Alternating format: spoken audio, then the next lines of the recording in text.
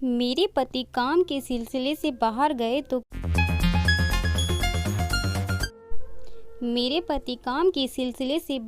तो कहने लगे, आज मेरे पागल भाई को अपने कमरे में सुला लेना, क्योंकि वह अकेला बहुत डरता है।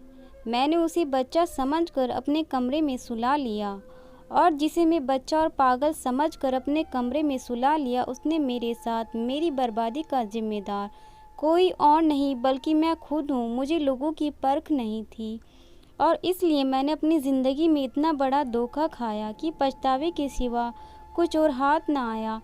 मेरा नाम रागिनी था और मेरी शादी 20 साल की उम्र में अंकित के साथ हो गई।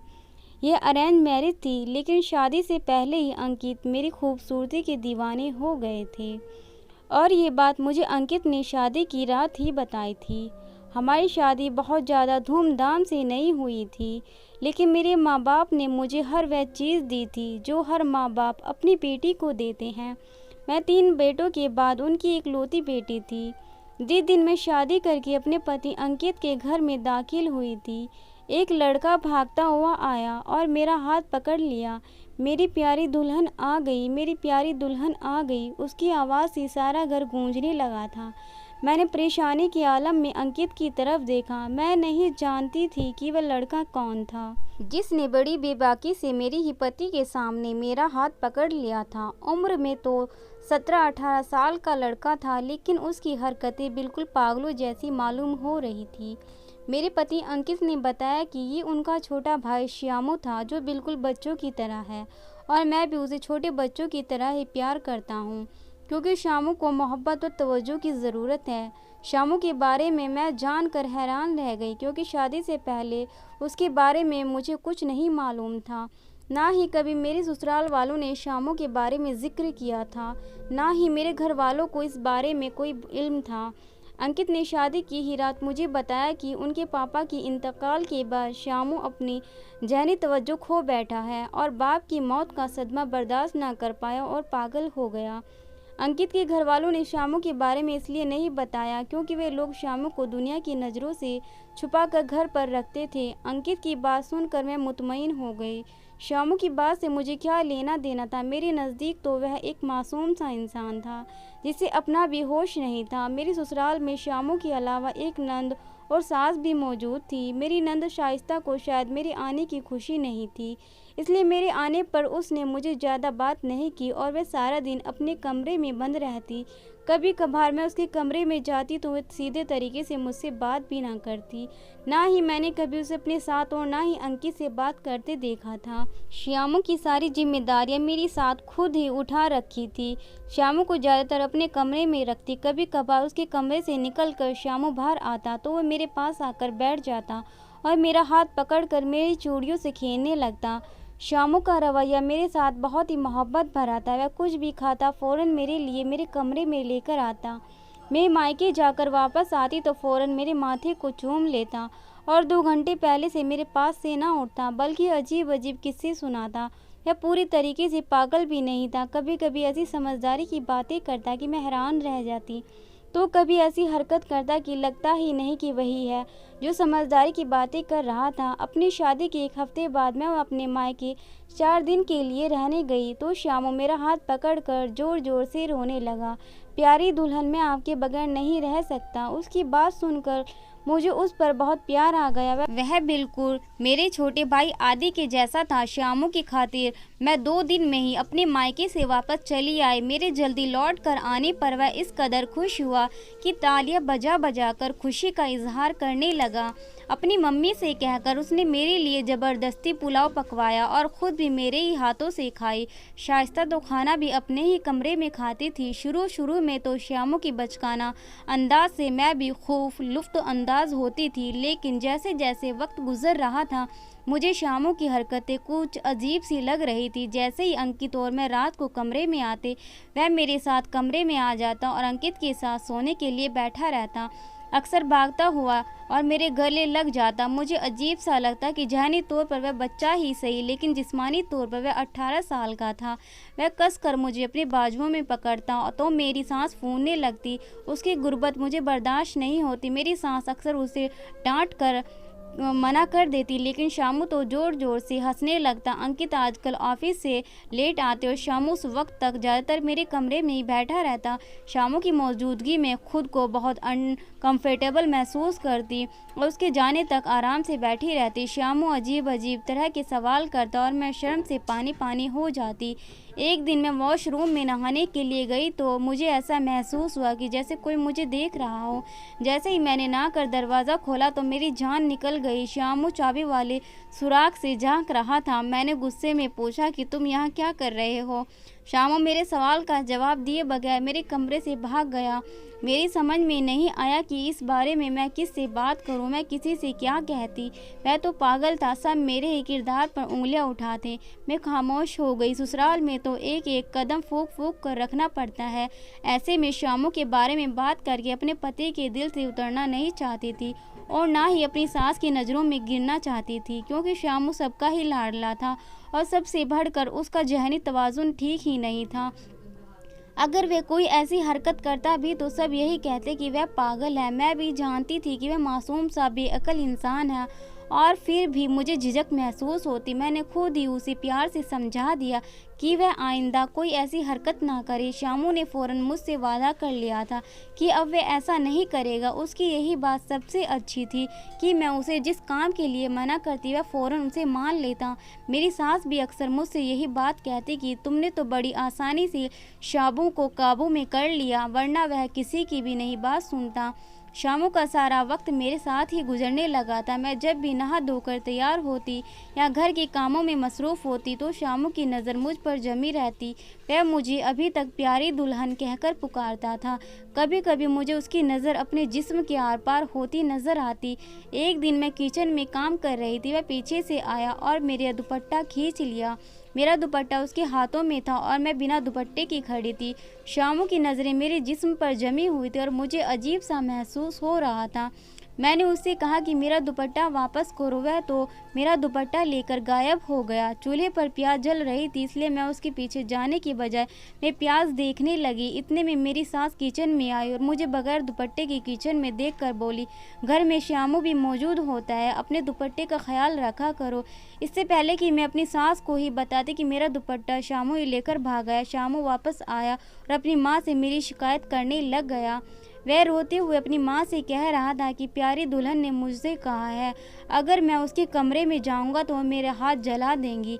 ऐसा पहली बार हुआ था कि जब शामू ने मेरे खिलाफ कोई बात की थी। शामू के झूठ पर मैं हक्का बक्का रह गई थी। इससे पहले कि मैं अपनी सास को कोई सफाई देती, उन्होंने मुझे अजीब सी नज़रों से घूरा और शामू का हाथ पकड़कर अपने कमरे में ले गई। मैं हैरान थी कि शामू ने झूठ क्यों कहा, लेकिन फिर मुझे ख्याल आया कि वह तो पागल है।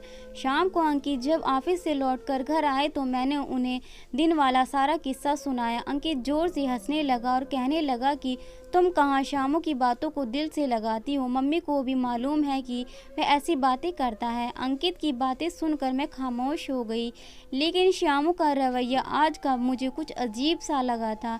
जिस तरह वह मेरा दुपट्टा खींच कर गायब हुआ था, मुझे उसकी इस हरकत पर बहुत ज़्यादा गुस्सा आया था। मेरी नंद शाइस्ता कॉलेज में पढ़ती थी और कॉलेज से आने के बाद वह सारा वक्त अपने कमरे में बंद रहती। ना ही वे शामू से कोई बात करती थी और ना ही शामू उसके कमरे में जाता था। ऐसा लगता ही नहीं था कि वे दोनों बहन भाई हैं। मेरी शादी को 3 महीने होने वाले हैं और इन 3 महीनों में शामू ने मुझे बहुत तंग किया था। कभी मेरा दुपट्टा लेकर भाग जाता तो कभी मेरी चूड़ियों से खेलने लगता, कभी मुझे गले से लगा लेता तो कभी मेरे बाल खोल देता। लेकिन मैं ये सोचकर उसकी इन हरकतों को नज़रअंदाज कर देती कि वे ज़हनी तौर पर बच्चा है। अंकित की बुआ की बेटे की शादी थी और उन्हें बारात में दूसरे शहर जाना था। अंकित की बुआ बहुत सादगी से अपने बेटे की शादी कर रही थी, इसलिए सिर्फ 2 ही लोगों की दावत थी। मेरी सास का जाना ज़रूरी था, इसलिए अंकित ने कहा कि वह मेरी सास को लेकर चले जाएंगे। असल मसला शामू का था, जो अकेले नहीं सोता था, वह हमेशा मेरी सास के पास ही सोता था। अंकित ने कहा, एक रात की बात है, तुम शामू को हमारे कमरे में सुला लो। मैंने अंकित से कहा कि वे शामू को शाइस्ता के कमरे में क्यों नहीं भेज देते। वे कहने लगे, शाइस्ता को शामू को संभालना नहीं आता, कभी कभी शामू बहुत परेशान करता, और शाइस्ता अभी छोटी है, उसके इम्तिहान भी होने वाले हैं, वह सारी रात लाइट खोल कर पढ़ाई करती है, ऐसे में शामू वहाँ तो नहीं रह पाएगा। अंकित की बात सुनकर मैं खामोश हो गई। शामू को अपने साथ सुलाने में मुझे कोई ऐतराज़ नहीं था, बस कभी कभी मैं उसकी हरकतों से तंग आ जाया करती थी। लेकिन बस एक ही रात की तो बात थी, मैं अंकित को मना नहीं करना चाहती थी। मेरा कमरा बहुत छोटा था और एक डबल बेड ही पड़ा था, बस इसलिए मुझे मजबूरन शामू को अपने बेड पर ही सुलाना पड़ा। मुझ में हिम्मत नहीं थी कि मैं उसके बराबर में लेट जाती, क्योंकि उम्र में वह तकरीबन मेरे ही बराबर था, इसलिए मैंने नीचे कालीन पर सो गई। थकान से मेरा बुरा हाल था। मैं सारे घर का काम अकेली ही करती थी। शामू सो रहा था और मैं भी नीचा तकिया लेकर सो गई। थोड़ी देर में मेरी आंख लग गई। मुझे अभी ज़्यादा गहरी नींद नहीं लगी थी कि मुझे अपनी कमर पर किसी के हाथ का एहसास हुआ और मैं घबरा कर उठ बैठी। लाइट जा चुकी थी और कमरे में पूरी तरह से अंधेरा था। मुझे कुछ भी सही तरह से नज़र नहीं आ रहा था। आमतौर पर इस वक्त लाइट नहीं जाती थी, लेकिन आज अचानक पता नहीं कैसे लाइट चली गई। खौफ से मेरा बुरा हाल था और मुझ पर कोई हावी होने की कोशिश कर रहा था। यकीनन कोई और नहीं, शामू ही था, क्योंकि कमरे में मेरे अलावा शामू ही मौजूद था। उसने अपना हाथ मेरे मुंह पर रख दिया था और मेरी चीखों का गला घुट गया था और मैं अब उसको काबू में आ चुकी थी। वह एक लंबा चौड़ा जवान मर्द था और उसने देखते ही देखते मेरी इज्जत लूट कर मुझे बर्बाद कर दिया था। मैं खुद को बचाने के लिए सिर्फ हाथ ही पाँव ही मारती रह गई। अंधेरा इस कदर था कि कुछ दिखाई नहीं दे रहा था और मेरे लिए सांस लेना भी मुश्किल हो गया था। उसके हाथ का दबाव मेरे मुंह पर बढ़ता गया तो मैं बेहोश हो गई और जब मुझे होश आया तो मैं अपना सब कुछ गंवा बैठी थी। सुबह की रोशनी कमरे में खिड़की के जरिए आ रही थी और शामू मजे से बिस्तर पर सो रहा था, जिसे देखकर मेरा खून खौल उठा। मैंने गुस्से में शामू को थप्पड़ मार कर उठाया तो वह उठकर बैठ गया और गुस्से से मेरी तरफ देखने लगा। मैंने उससे पूछा कि रात उसने मेरी इज्जत को तार तार क्यों किया। मेरी बात सुनकर वह जोर जोर से हंसने लगा और कहने लगा कि प्यारी दुल्हन, आप क्या कह रही हैं। उसकी हंसी पर मुझे और गुस्सा आ गया। यकीनन वो पागल नहीं था और जानबूझकर पागलपन की एक्टिंग कर रहा था। उसने आज तक मुझे अकेले में पाने का मौका ही तलाश किया था और रात के अंधेरे का मौका पाकर मुझे भी आबरू कर दिया था। मैंने बुरी तरह उसे पीटना शुरू कर दिया। सुबह ही सुबह मेरी सास और अंकित वापस आ गए थे। मेरे कमरे से बाहर जाती शोर की आवाज़ सुनकर वह सीधा मेरे कमरे में आ गई। मैंने चीख चीख कर अंकित को बताया कि किस तरह से उसके भाई ने जानबूझकर मुझे दागदार किया है। मैंने अंकित को यकीन दिलाना चाहा कि शामू पागल नहीं है, बल्कि उसे सब कुछ आता है, उसे सब बात की समझ है। लेकिन अंकित ने तो मेरी बात पर यकीन करने के बजाय मेरे ही चेहरे पर एक थप्पड़ जड़ दिया। मैंने हैरानी से अंकित का चेहरा देखने लगी। उनकी आंखों में मेरे लिए बेएतबारी ही थी। वे कहने लगे कि कैसे मैं उनके पागल भाई पर इल्ज़ाम लगा सकती हूँ, जबकि उनके भाई को तो खुद नींद की दवा देकर गए थे। अंकित कह रहे थे कि शामू को नींद की दवाइयाँ खाए बगैर नींद नहीं आती, इसलिए जाने से पहले अंकित ने खुद शामू को नींद की गोलियाँ खिलाई थी और इसलिए मैं तुमसे कह रहा था कि अपने कमरे में सुला लो। उन्हें मालूम था कि वह एक दफ़ा सो गया तो फिर सुबह से पहले नहीं उठेगा। शामू की बात सुनकर मेरे रोंगटे खड़े हो गए थे। अंकित को मुझसे कहीं ज़्यादा यकीन अपने भाई पर था। मैं जो आज तक शामू की हर बात को इसलिए बर्दाश्त करती चली आ रही थी कि कहीं अंकित के दिल से ना उतर जाऊं, और आज उनकी नज़रों से गिर चुकी थी। मेरी सास कह रही थी कि किसी और से मूड काला करवा कर तुम मेरे बेटे पर इल्ज़ाम नहीं लगा सकती। शाइस्ता भी अपने कमरे से निकलकर बाहर आ गई थी और शामू मजलूम शक्ल बनाए खड़ा था। शाइस्ता कहने लगी कि रात को लाइट नहीं थी, उसने किसी आदमी की साय को दरवाजे से मेरे कमरे की तरफ आते देखा था। शाइस्ता की इस बात से मेरी जान निकल गई। मेरी सास कह रही थी कि रात को अपने आशिक को बुलाकर अय्याशी करने के बाद तुम मेरे पागल बेटे पर इल्ज़ाम लगा सकती हो। शायद शामू ने तुम्हें उसके साथ देख लिया था, इसलिए तुम सारा इल्ज़ाम शामू पर लगा रही हो। अंकित कहर बरसती नज़रों से मुझे देख रहे थे। मैं अंकित के कदमों में बैठ गई और उन्हें यकीन दिलाने लगी कि मैं नहीं जानती रात को कौन आया था। मैं तो यही समझ रही थी कि शामू ने मेरे साथ ज्यादती की है। अंकित गुस्से से कहने लगे कि तुम जैसी औरत की जगह मेरे घर में नहीं है। मैं एक रात तुम्हें अकेला छोड़ कर गया, तुमने मेरे घर को अय्याशी का अड्डा बना दिया। बेहतर यही है कि तुम अभी और इसी वक्त मेरे घर से दफ़ा हो जाओ। मैंने लाख अंकित को समझाने की कोशिश की, लेकिन वह मेरे किरदार पर ऐसे ऐसे इल्ज़ाम लगाने लगे कि मेरी रूह कांप गई कि मैं रोती रही, वहाँ से निकल गई। मेरे पास सिवाय आंसू बहाने के कोई चारा ही नहीं था। मैं एक दफ़ा फिर अपने माँ बाप की दहलीज पर आ बैठी थी। मेरे पापा ने अंकित से बात करने की कोशिश की थी, लेकिन अंकित ने कोई बात नहीं की थी। मेरे पापा कहने लगे कि कुछ दिन सब्र कर लो, जब अंकित का गुस्सा उतर जाए फिर मैं उससे बात कर लूँगा। यकीनन उसे भी सही और गलत का फ़र्क समझ आ जाएगा। मगर मैं जानती थी कि अंकित को मुझ पर कभी भी यकीन नहीं आएगा। दिल बहुत सुस्ती से गुजर रहे थे। मुझे अपने घर आए 15 दिन हो गए थे, लेकिन अंकित ने पलट कर भी एक दफ़ा मेरी खबर नहीं ली। मैं अब तक अनजान थी कि मेरे साथ होने वाली ज्यादती का जिम्मेदार कौन है। मैं तो यही समझ रही थी कि शामू ने मुझे बर्बाद किया है, लेकिन ना जाने मुझे किसने बर्बाद किया था और क्यों। दिन रात बस यही एक सवाल मेरे जहन में गूंजता रहता था कि घर में तो शाइस्ता भी मौजूद थी, फिर मेरे साथ ज्यादती क्यों की गई। शाइस्ता ने जब एक गैर मर्द को घर में दाखिल होते देखा था तो शोर क्यों नहीं मचाया। उसने अपने भाई को फ़ोन क्यों नहीं किया। उसने पुलिस को क्यों नहीं बुलाया।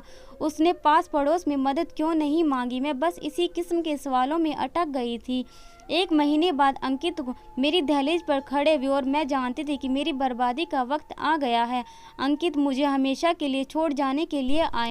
पापा ने अंकित को ड्राइंग रूम में बिठाया और आकर मुझे बताया कि तुम्हारा इंतज़ार कर रहा है, तुमसे बात करना चाहता है। मैं मरे मरे कदमों से ड्राइंग रूम तक पहुंच गई। मुझे देखते ही अंकित मेरे कदमों में गिर गया और मुझसे माफ़ी मांगने लगा। मैं हैरान रह गई कि मुझे ये समझ नहीं आ रहा था कि अंकित मुझे तलाक देने के लिए आया है, लेकिन वह तो रो रो कर अपनी गलती की माफ़ी मांग रहा था। अंकित ने आहिस्ता आहिस्ता मुझ पर ऐसा सच का पर्दा उठाया जिसे सुनकर मैं दंग रह गई। शामू और अंकित दोनों सौतेले भाई थे और अंकित के पापा मरने से पहले अपनी सारी जायदाद अंकित के नाम कर गए थे, क्योंकि शाइस्ता और शामू मेरी सास के पहले पति के बच्चे थे और बाप के इंतकाल पर शामू ने पागल होने का नाटक किया। लेकिन दरअसल वह पागल नहीं था, लेकिन अंकित इस बात से अनजान था। शामू हमेशा से अंकित के पिता के करीब रहा और इसलिए अंकित को लगा कि शायद उसे शदीद सदमा पहुंचा है। शामू को पढ़ाई करनी थी और ना ही कोई कामकाज, इसलिए उसने सोचा कि क्यों ना वह पागल बनकर अय्याशी की ज़िंदगी गुजारे। मेरी सास शामू और शाइस्ता सब अंकित के सौतेले थे, लेकिन अंकित ने उन्हें हमेशा सगे रिश्तों की अहमियत दी थी। शामू जैसे जैसे भी जवान हो रहा था उसके दिल में भी जज्बात पैदा हो रहे थे, लेकिन वह पागलपन का ड्रामा करके बुरी तरह फंस चुका था। शामू ने उससे पहले भी अपने मामू की लड़की के साथ ज्यादती की थी, लेकिन शामू की मां ने उस वक्त भी उसका गुनाह छुपा लिया था। शाइस्ता भी इसलिए हर वक्त अपने कमरे में बंद रहती, क्योंकि उसे भी शामू से खौफ आता था। जिस दिन मेरी सास ने मुझे बगैर दुपट्टे के देखा था उस दिन इसलिए वे गुस्से हुई थी, क्योंकि उन्हें मालूम था कि उनके बेटी की नज़र ठीक नहीं है। जिस दिन शामू मेरे गले लगा था उस दिन भी वह इसलिए गुस्से हुई थी क्योंकि उन्हें अपने बेटे की फितरत का अंदाज़ा था।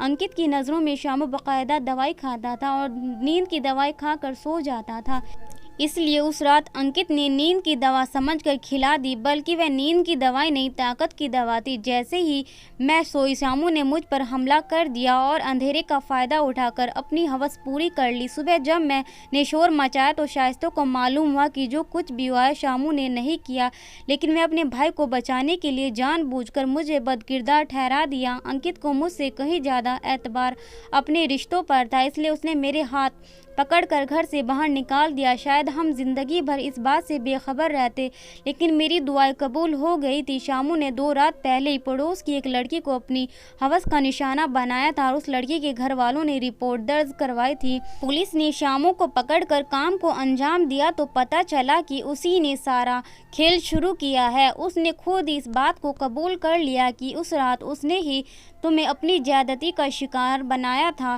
क्योंकि उसकी नीयत पहले दिन से ही तुम पर खराब थी। अंकित रोते हुए कह रहे थे कि वे सोच भी नहीं सकते थे कि उनके भाई और बहन मिलकर इस तरह उनकी ज़िंदगी उजाड़ देंगे। अंकित ने अपने ही रिश्तों से धोखा खाया था, लेकिन कहीं ना कहीं मैंने भी रिश्तों को परखने में गलती कर दी थी। औरत तो पहले ही नज़र में जान जाती है कि उसकी तरफ उठने वाली मर्द की निगाह में इज्जत है या हवस, लेकिन मैं नहीं जान पाई थी। मैं शामू को पागल समझ रही थी और उसे एक बच्चे की तरह प्यार कर रही थी, लेकिन वह तो अपनी ख्वाहिश का मारा एक जवान लड़का था। शामू ने मेहनत से बचने और दौलत को पाने के लिए खुद को दुनिया की नज़रों में पागल बना दिया, लेकिन उसकी यह झूठ जिंदगी भर टिक नहीं सकता था। अंकित ने शामू को पुलिस की कैद से आज़ाद नहीं करवाया था और अपनी माँ और बहन शाइस्ता को भी घर से निकाल दिया था। वह दोनों ही थे जिनके साय पर गलत रास्ते और इस हद तक पहुँच गया था। अगर शामू की माँ पहले ही दिन अपने बेटे को सही रास्ता दिखाती तो शायद उसका अंजाम ऐसा ना होता। मैंने अंकित को माफ़ कर दिया था और उसके हाथ पकड़कर दोबारा हम अपने घर वापस चले आए थे। जुल्म अपने अंजाम को पहुंच गया था। कभी कभी हम रिश्तों को परखने में गलती कर देते हैं और ये गलती बहुत भारी पड़ती है। दोस्तों, मेरी वीडियो अच्छी लगी तो लाइक, कमेंट और चैनल को सब्सक्राइब करो। मैं ऐसी वीडियो आपके लिए लाती रहूँगी। प्लीज़ मेरे चैनल को जल्दी से जल्दी ग्रो करवाइए। खुश रहिए, खुशियाँ बांटते रहिए, आबाद रहिए, मस्त रहिए। धन्यवाद।